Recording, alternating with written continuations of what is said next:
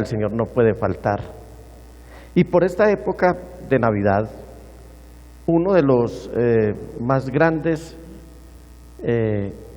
o una de las más grandes inquietudes, y digamos que esa especulación que se da con respecto a si esta realmente fue la fecha en la que el Señor Jesús nació, ha generado una serie de controversias, de cálculos equivocados, y de pronto hasta nuestra atención se ha centrado más en si Jesús nació en diciembre o no nació en diciembre, que en realmente saber de que lo que significó para nosotros que Jesús haya nacido es que nos haya venido a rescatar de las tinieblas, de las manos del enemigo, de las cadenas a las cuales nos tenía sometido el enemigo, y vino a deshacer las obras del Señor. Jesús no vino a condenar al mundo, Jesús vino pero para que el mundo sea salvo por él. El hombre, el ser humano es el que elige si se condena o no, porque la palabra del Señor dice en San Juan, esta es la condenación, que la luz vino al mundo, pero los hombres amaron más las tinieblas que la luz, porque sus obras eran malas. Entonces quien escoge la condenación es el ser humano. Jesús vino a salvarnos.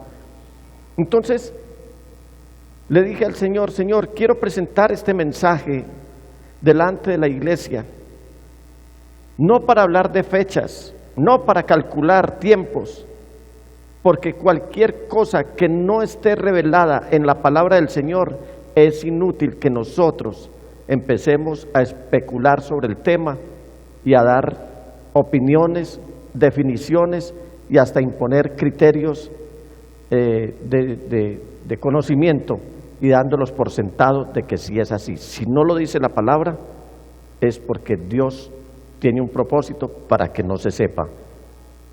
El tema que les quiero presentar en esta mañana lo he llamado hora cero.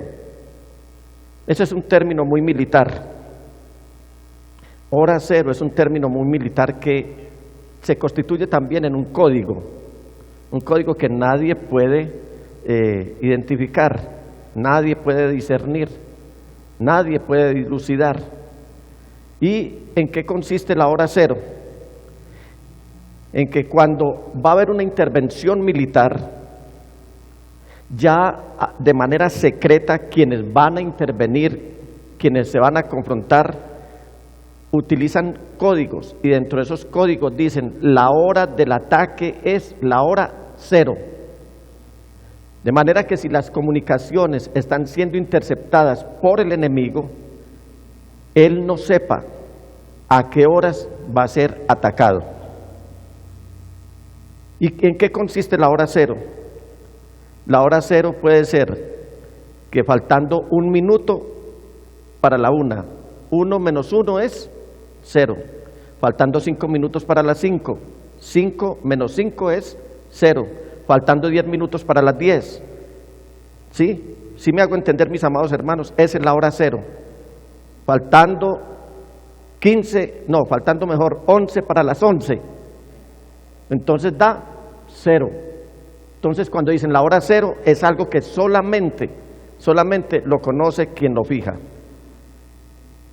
Y a mí me da la impresión que cuando el apóstol Pablo está escribiendo aquí a los Gálatas y a nosotros también, lo que nos está diciendo es que Jesús nació en la hora cero, en la hora cero de Dios, porque dice en Gálatas, ya lo acabamos de leer, que cuando se cumplió el plazo, en la versión Reina Valera dice, venido el cumplimiento del tiempo, Dios envió a su Hijo, nacido de mujer, nacido bajo la ley. Como para que no nos reventemos la cabeza, ¿qué día, qué fecha, qué mes nació el Señor Jesús? Creamos que el Señor nació precisamente en el momento en el que más urgidos estábamos todos nosotros de un Salvador. Nació cuando se cumplió el tiempo. Ahí dice, pero cuando se cumplió el plazo, el tiempo. ¿Qué pasó? Dios se hizo hombre. Eso es lo mejor que nos ha podido pasar a nosotros. El Señor Jesús invadió la humanidad, no como lo hicieron y lo hacen los emperadores, los poderosos militares que invaden los pueblos para dejar un lastre de miseria, de muerte. El Señor Jesús invadió la humanidad para venirnos a mostrar el amor de Dios y para darnos salvación. La mejor noticia que podemos recibir los seres humanos es que Dios se hizo hombre y además que Él tomó forma de siervo. Él mismo se vació, se despojó, se desnudó de todos sus privilegios y de todos los poderes que lo identifican como Dios y asumió todas las limitaciones inherentes al ser humano, propias de cada uno de nosotros. De manera que cuando la palabra del Señor nos está diciendo que Él se hizo hombre, es que se hizo como uno de nosotros. Vino, tomó forma, no para invadir de manera arbitraria nuestra vida, sino para venirnos a mostrar el amor de Dios. Cuando Él viene y se hace hombre, Él entonces asume las limitaciones de cualquier ser humano y fue voluntariamente, fue algo autoimpuesto. Porque algo que debemos tener nosotros como iglesia, como hijos de Dios, es que en Jesús hay dos naturalezas. Él es verdadero Dios de la sustancia de su Padre y es verdadero hombre de la sustancia de su madre. En Él está Dios hecho hombre, pero también está el ser que asume todas las condiciones de nosotros como seres humanos. Y de esto, de que Él asumió esa posición de hombre y de siervo, es lo que nos escribe el apóstol Pablo en la epístola a los Filipenses, en el capítulo 2 y versículos 1 al 5.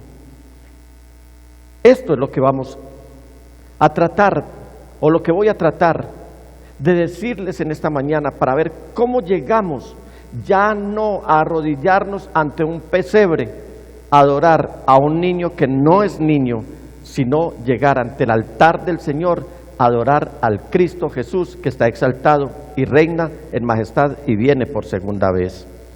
Por lo tanto, para que exaltemos al Señor Jesús en esta mañana, debemos tener muy claro que Jesús es Dios. Diga conmigo, Jesús es Dios. ¿Lo puede decir? En Filipenses capítulo 2 versículo 6 dice: quien siendo por naturaleza Dios, no consideró el ser igual a Dios como algo a qué aferrarse. Él se hubiera podido quedar ahí en el cielo. Pero es tanto el amor de Él que se despojó de sus prerrogativas como Dios para venirse a mostrar a cada uno de nosotros. Resulta que una vez, mientras Él ejercía el ministerio aquí en la tierra, le cuestionaron sus propios coterráneos, esos de los que dice el mismo apóstol Juan en su evangelio, en el capítulo 1, cuando afirma que a lo suyo vino, es decir, a su tierra, a su parentela, a donde sus paisanos, y ellos no le recibieron. Pero cuando dice que a los que le recibimos nos dio el derecho, la dignidad de ser llamados hijos de Dios, desde ese momento que el Señor Jesús nace, que es perseguido para ser asesinado, que es cuestionado, que es escupido, que es insultado, Él un día, hablando de su ministerio ante los judíos, como lo está haciendo hoy, se presenta como el verdadero Mesías, como el verdadero libertador que venía a sacarlos, a libertarlos de las cadenas que los oprimían en cabeza en ese momento del Imperio Romano.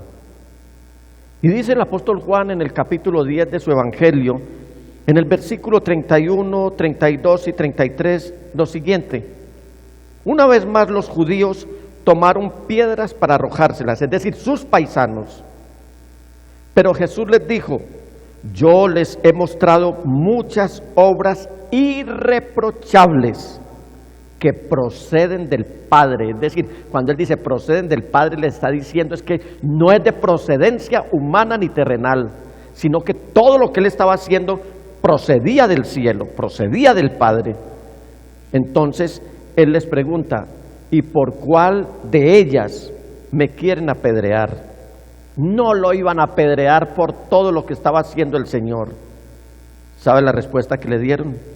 No te apedreamos por ninguna de ellas, sino por blasfemia, porque tú, siendo hombre, te haces pasar por Dios. Y lo que realmente estaba pasando era lo contrario. Él, siendo Dios, estaba manifestándose como hombre.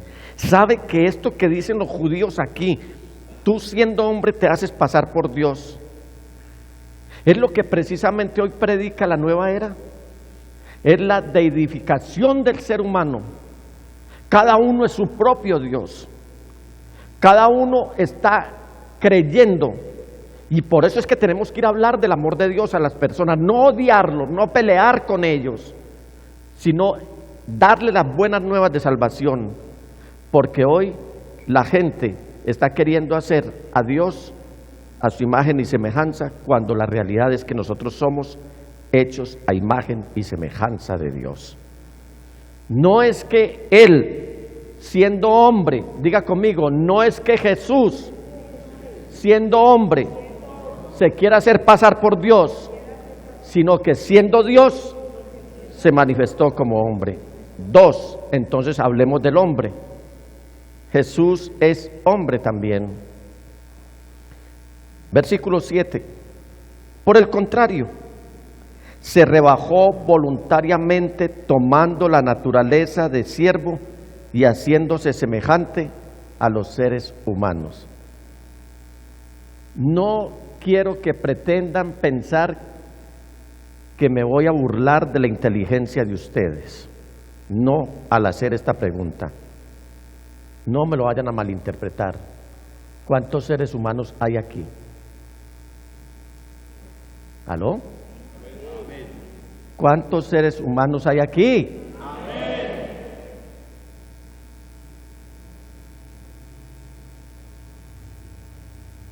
Todo lo que usted siente, por todo lo que usted ha pasado, todo lo que es usted, todo eso lo sintió el Señor. Usted encuentra al Señor Jesús llorando,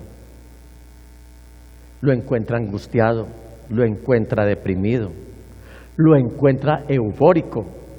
Pueden ustedes pensar cuando el apóstol Pedro le dice: tú eres el Cristo, el Hijo del Dios viviente, y dice el escritor del Evangelio que Jesús se regocijó, o sea, remolineó, saltó, y le dice: bienaventurado, dichoso eres Pedro, porque esto no te lo reveló ninguna universidad, ningún instituto teológico, ningún maestro, nadie te lo reveló aquí de esta tierra. Eres dichoso porque esto te lo reveló mi Padre que está en el cielo. Alabado sea el Señor. El regocijo del Señor fue evidente. Porque es que a veces presentamos a un Jesús acartonado, un tipo todo solemne. Mírame y no me toques, por allá retirado y apartado de la gente, orgulloso, que necesita guardaespaldas, que no va a predicar a una iglesia si no le consignan primero los dólares en su cuenta, que exige hoteles, que exige limusinas.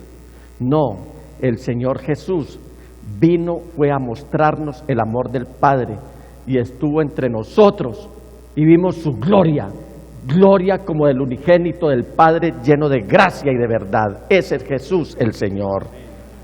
En Hebreos, el escritor de esta epístola hace una exaltación tan magistral del Señor Jesús en el capítulo 4 y versículos 15 y 16, y escribe lo siguiente: porque no tenemos un sumo sacerdote que no pueda compadecerse de nuestras debilidades, sino uno que fue tentado en todo según nuestra semejanza. Diga lo que está en rojo bien fuerte: pero sin pecado. ¿Y sabe qué nos dice el escritor a los Hebreos? Acerquémonos pues ¿Cómo nos debemos acercar? Confiadamente al trono de la gracia para alcanzar misericordia y hallar gracia para el oportuno socorro. ¿Por qué adoramos al Señor Jesús? ¿Qué es el Señor Jesús para nosotros? ¿Qué hemos aprendido? Aprendamos de que Jesús vino a cumplir con la voluntad del Padre y la cumplió. Y la cumplió. Versículo 8 del capítulo 2 de Filipenses. Y al manifestarse como hombre, se humilló a sí mismo y se hizo obediente hasta la muerte y, dígalo bien duro, y muerte de cruz. Por eso cuando uno ve personas por ahí en ciertas épocas del año que salen dizque a crucificarse, que salen a lacerarse, que se tapan el rostro y hasta cargan una cruz, eso es pura payasada con el respeto de todos los que protagonizan esos actos. El único que en su cuerpo llevó nuestros pecados, que en su cuerpo llevó nuestras faltas, el único que sufrió en su cuerpo nuestras enfermedades, el único que padeció en su cuerpo lo que somos nosotros como humanos, tiene un nombre, y ese nombre es Jesús el Señor. ¿Por qué? Porque el Señor nació, el Señor creció, el Señor hizo su ministerio en esta tierra, el Señor Jesús padeció, el Señor Jesús murió, el Señor Jesús resucitó, el Señor Jesús ascendió, el Señor Jesús reina en majestad, el Señor Jesús viene por segunda vez y lo esperamos. Alabado sea el Señor, ese que se hizo hombre. Es muy bonito lo que escribe, por ejemplo, el profeta Isaías en el capítulo 53, y versículos 6 y 7. Vea la condición nuestra. Mire cómo estábamos nosotros antes de conocer a Cristo. Todos, no algunos, sino todos andábamos perdidos como ovejas. Cada uno seguía su propio camino, pero el Señor hizo recaer sobre él la iniquidad de todos nosotros.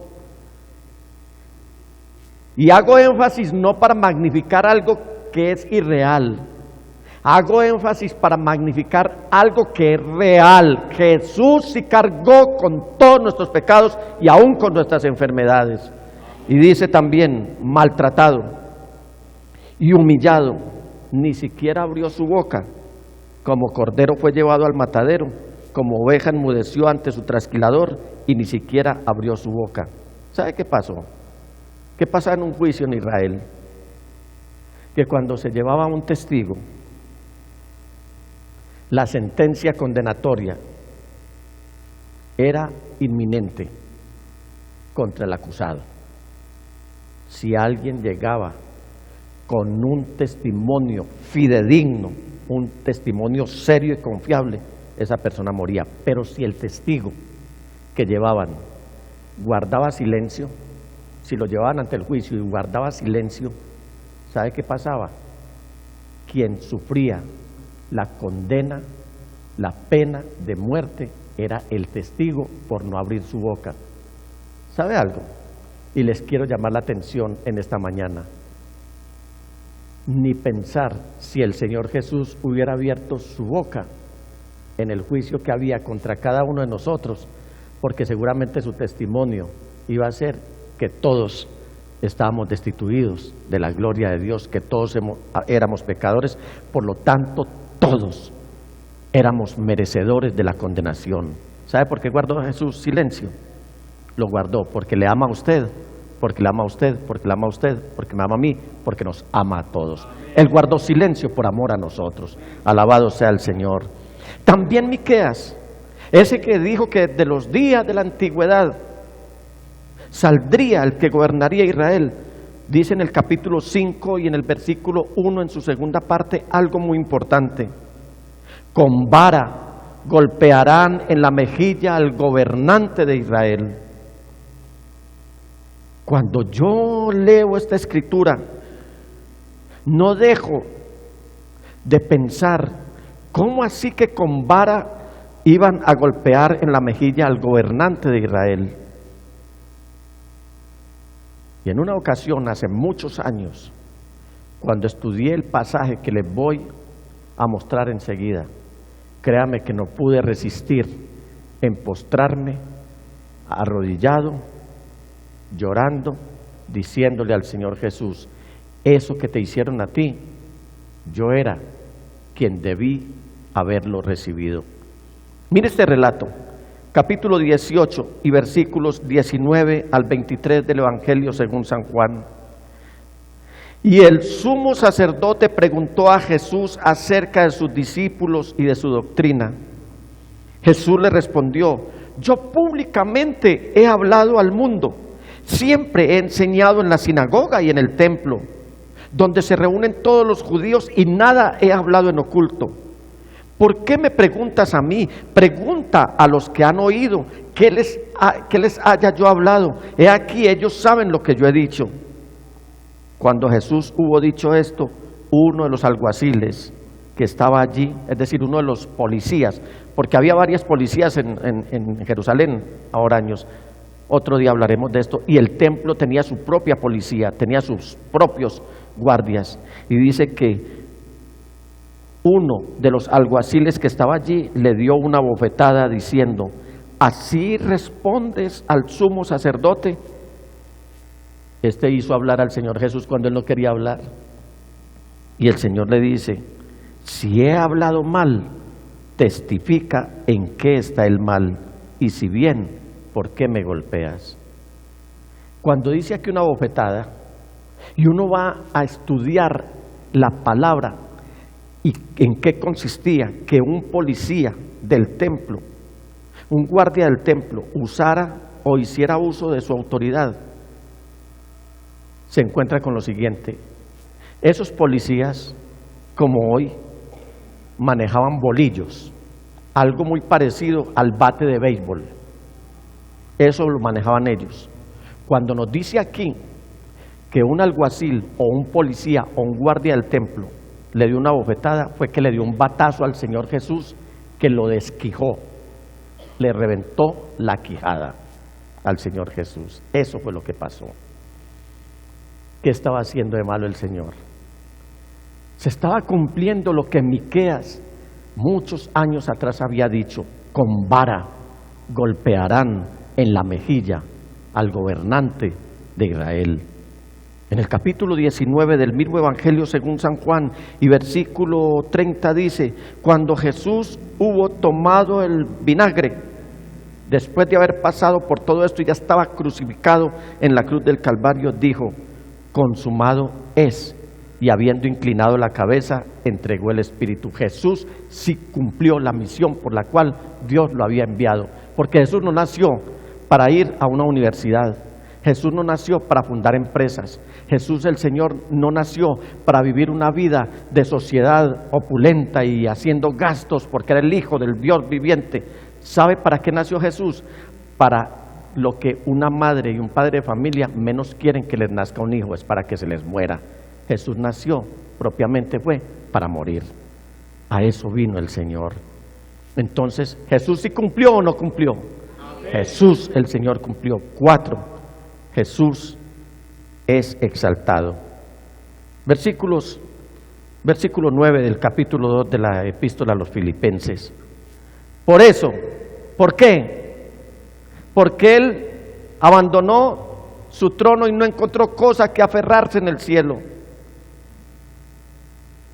Por eso, Dios lo exaltó hasta lo sumo y le otorgó el nombre que está sobre todo nombre, el nombre más importante que suena en toda la creación, en el mundo sobrenatural invisible, en este mundo natural, en el mundo sobrenatural infernal, donde quiera que sea, en cualquier lugar conocido o desconocido de este universo, el único nombre que suena y que es importante es el de Jesús, el Señor.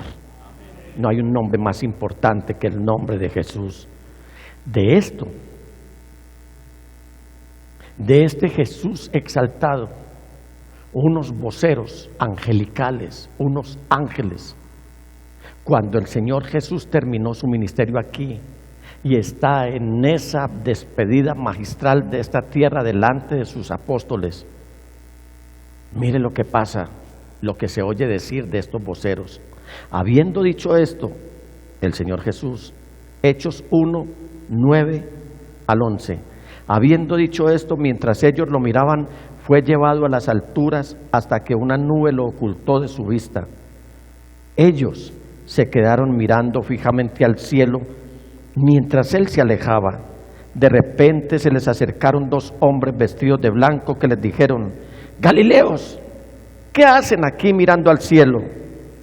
Diga conmigo lo que está rojo y dígalo bien fuerte, lo que dijeron los ángeles, dígalo bien fuerte. Este mismo Jesús que ha sido llevado de entre ustedes al cielo, vendrá otra vez de la misma manera que le han visto irse.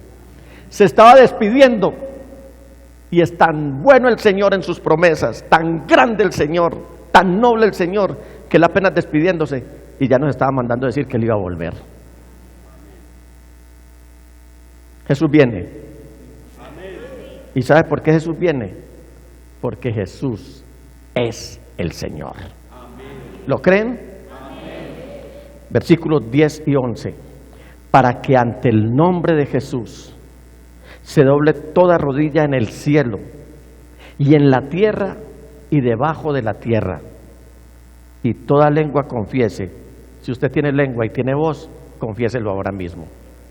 Confiéselo ahora mismo, lo que está en rojo. Y toda lengua confiese que Jesucristo es el Señor, para gloria de Dios Padre. Este Señor Jesús es el que va a venir y viene por nosotros. Jesús es exaltado, Jesús es el Señor. En el capítulo 19 del libro de Apocalipsis y los versículos 11 al 21, mire ya cómo se nos describe ese que pasó por esta tierra, ese que se despojó de su naturaleza de Dios, ese que estuvo aquí en condición de siervo, ese que murió en la cruz, ese que resucitó, ese que viene por segunda vez. Nos dice el apóstol Juan en el libro de Apocalipsis, en el capítulo 19 y versículos 11 al 21, de la siguiente manera: luego vi el cielo abierto y apareció un caballo blanco.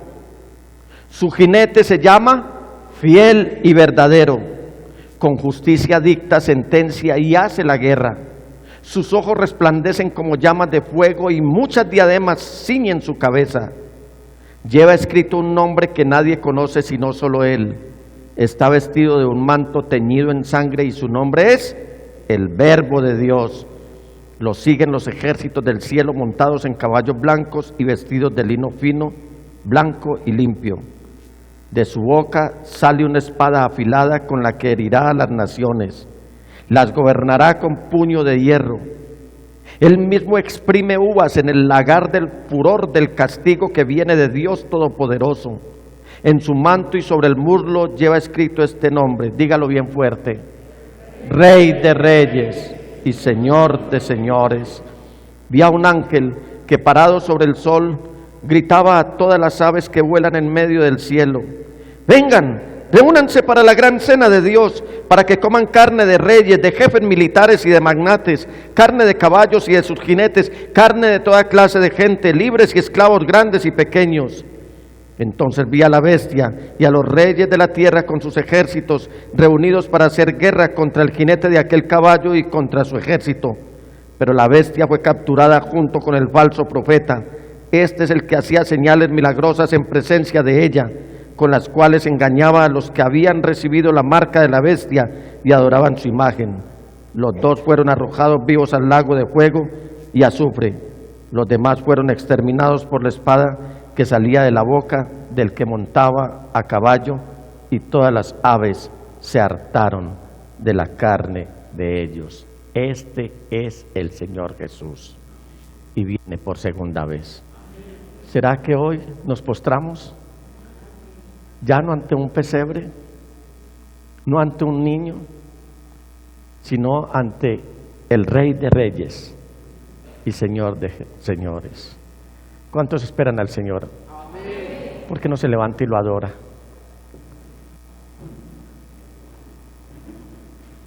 Dígale, Señor Jesús, qué obra la que hiciste. No te negaste, pudiste haberlo hecho. En el cielo todo es más bonito que aquí. En el cielo no es como aquí. Este es un valle de lágrimas, un valle de aflicción, un valle de penumbra, un valle de penurias.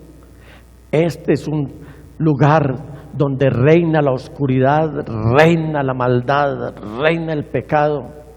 Señor, no tenías por qué venir, pero cuando pensaste en mí, cuando estabas pronunciando mi nombre con tus labios, dijiste, voy a ir precisamente a rescatarlo, porque las cadenas que me oprimían, unas cadenas oxidadas, gruesas además, me tenían sujeto a la prisión que Satanás había también preparado para mí, para que me perdiera.